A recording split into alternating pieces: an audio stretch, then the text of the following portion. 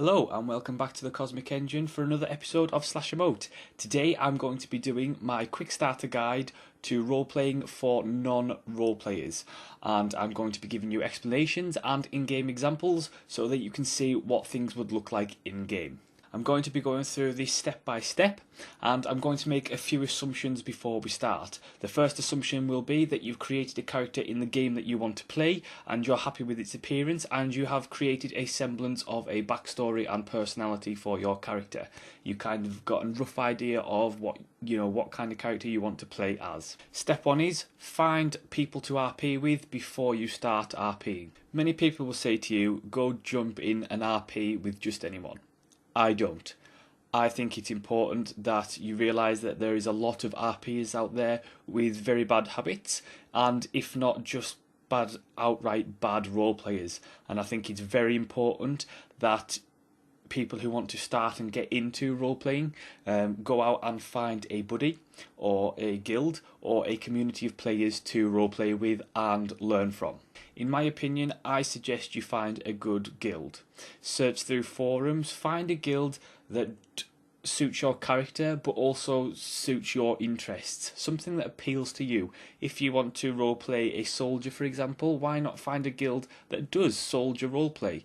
Things like that. Make sure that it appeals to you, your interests, and something that you think, I can really enjoy that. That's what's most important. There's always a guild out there that suits your interests. There's always going to be a guild that does what you're interested in and is going to be great for you to fit in with.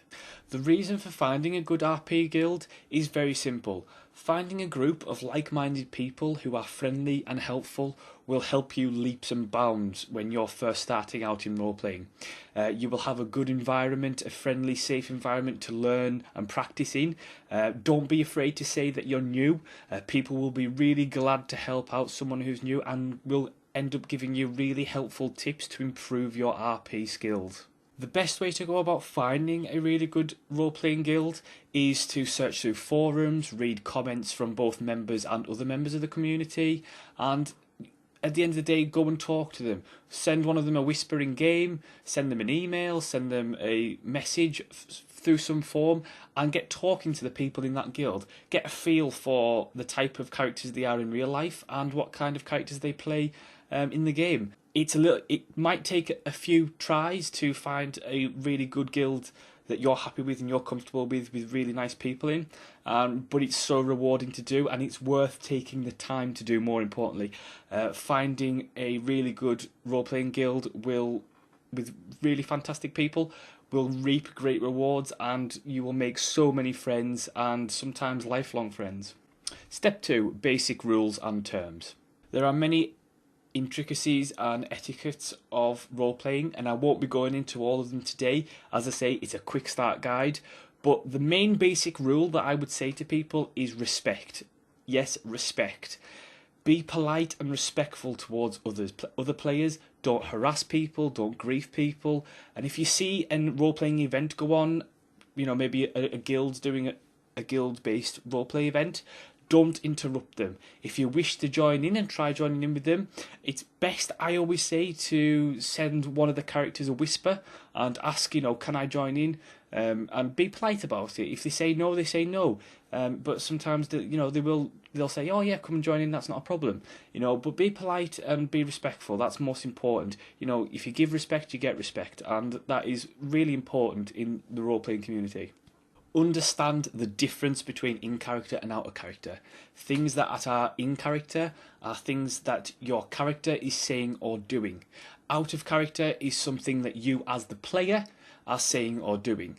It's important to distinguish between the lines and not blur the lines, as if you blur between in-character and out-of-character, it can get very confusing for other people and yourself, and can also lead to very messy situations. So here's some basic terms used in the RP community.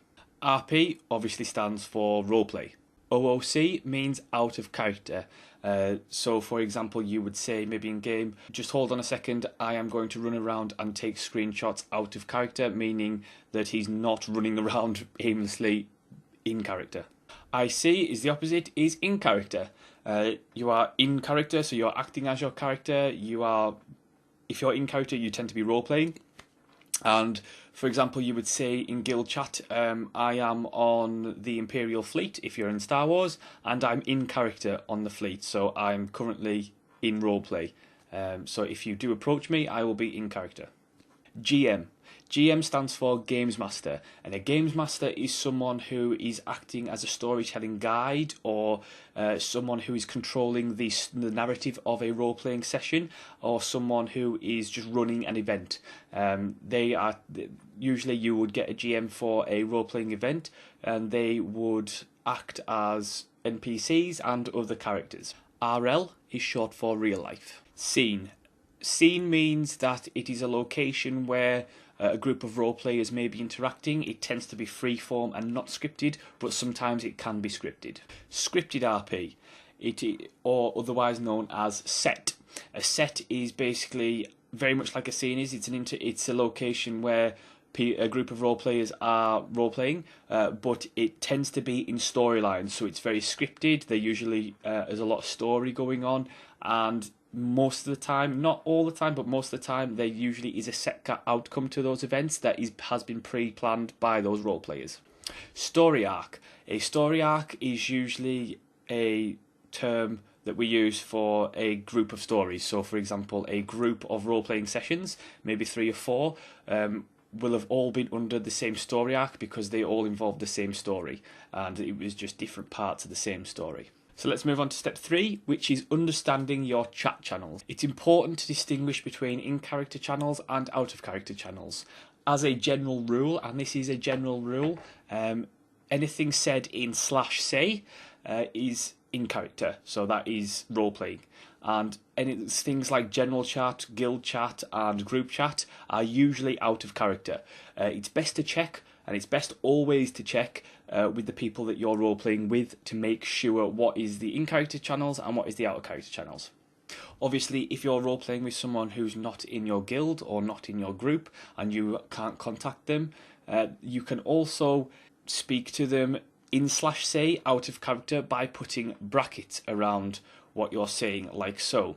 Now this signifies that this part of the text is out of character. My advice when role-playing for a good immersive role-playing experience is to turn off things like trade, general and PvP chat channels. I usually create a separate tab for things like /say and group chat, so no general chat or PvP chat gets in. And though this option may not be available in all games, it certainly is in Star Wars: The Old Republic, which I play at the moment, but I know it's not available in all games. Each MMO's chat channels are different, and though many of the skills are transferable and there are general skills that transfer over to each game, it's best to get the advice of those role players who are actively playing that game. Step 4. Talking and emoting. So it's time to take your first steps into the world of role-playing. Remember, once you start speaking in character, make sure that it is in character. Speak like your character would, given the game's setting. Don't worry about being too fancy or anything like that. No one will mind. As I always say and as I always stress, explain that you are new to people and they will help you along the way and give you a bit of leeway. So don't worry too much about trying to be fancy, use specific lore words or anything like that. Keep it simple and keep it nice. Secondly, remember grammar. It's really hard. It was really hard for me when I first started role-playing because I had left school and I was never really big on English language and literature because I'd never really cared about it before. And then I started role-playing and my grammar was non-existent. I never used capital letters, I never used commas, I never used full stops. And people would be like, whoa, just stop, and after lots and lots of practice, I got a lot better at it. And it's really important that you do try and practice your grammar as much as possible, because remember, when written, sentences can sound very different depending on where you put grammars and full stops. Don't worry too much about it though, because no one will bite your head off about it for incorrect grammar. It's just helpful and it's worth to practice, that's all. Emoting is a way that role players express their characters' actions, expressions, feelings, emotions, all that kind of thing. You can do this generally in most games by pressing /emote, typing in /emote in the chat, or /e for short. I'll give you a few examples here. Now, you don't have to be too fancy with your emotes or anything like that, and it does take a bit of getting used to. Like all things, practice makes perfect. Many MMORPGs have a few animated emotes in, and they are usually, some of them are built in, like sitting and pointing, etc. And you can use these as long as they don't look silly and would detract away from the RP session. So I'll do a couple of more examples for you here. Now, it's also important to give the other person or the other people that you're role playing with time to respond. You may be fast typer, but not everyone is. And if you, especially if you're on an English speaking server, you may be a native English speaker. Not everyone is. And it's important to remember this. And people need time to respond. Be patient with people, and people can be slow typers, they may not know that much English. Be patient with people, and if you're patient with people, other people will be patient with you. Now remember, if you get asked lore questions or questions about your character's backstory that you haven't really thought out yet in a role-playing session, do not panic too much. Okay, you can just be vague about your character, or just say, if it's a lore question about the wider world, and just say your character doesn't know. Just say, in character, just say, I don't know. Because as in real life, we don't know everything as people, and your characters wouldn't know everything either. So it's okay not to know stuff, and don't panic about it. It's okay. Step 5, my general advice and tips for new starters. Do not be afraid to ask for help. If you don't know anyone, give someone a nice quick, hi, I'm new, I'm just trying to learn. They might just help you, and they probably will help you. There's a lot of nice people out there. There are some assholes, but there is a lot of nice people. Learn by watching and then doing. If you are shy, and there's nothing wrong with being shy, I was very shy when I meet new people, and I find it very difficult to kind of express myself, even through role-playing. I think it's really important just when you're first starting off, just get into a group of role players, maybe a guild or something like that, and watch what they do. See the kind of things you do, and then try it out for yourself. It's really important to watch and then do. If someone helps you out in game and helps you with role playing or whatever that might be, don't be afraid to say thank you. A big thank you, being polite, goes a long way, and it makes people think well of you in general. Mistakes happen, and just learn from them, and don't beat yourself up about them. Things like typos or randomly jumping because you press spacebar by accident, they will happen, and they will happen a lot. It doesn't matter. People aren't going to beat you up about it, and it's best to just take it in stride and just laugh about it. That's what I do, especially in my guild. I am the typo king. I have been designated the typo king because every single day, no doubt, my sentences will be filled with spelling mistakes because my English language is terrible. So really, just don't worry about things like that. Obviously, try to improve and learn from your mistakes, but no one's going to care that much about it. Now, this bit's important. Remember that even though it's role-playing, this is still the internet, and you are interacting with people in real life as well, through Skype chat, through guild chat, things like that. You will meet people that you really gel with, and you will meet wonderful people, wonderful friends, and then you will meet people that you really don't gel with, and pretty much some people are arseholes. This is the internet. Don't worry about it too much. Sometimes, you may not get along with the guild that you first joined, and it might take a bit of moving around. You might have to spend some time moving around to find a group that you really, really gel with, and that you fit in, and that you feel you're comfortable with, and you fit in. In time, don't worry about it, because you'll get, especially in role-playing situations, you will get a hang of who is okay and who isn't okay. You'll get to, once your RP improves, you'll kind of know as soon as you RP with someone who you've never RP'd with before, you'll kind of know in the first 10 seconds if they're worth role-playing with. And you will, trust me, you'll get to that point and you'll just be able to tell. And you'll be like, okay, I'm going to stay or I'm going to go.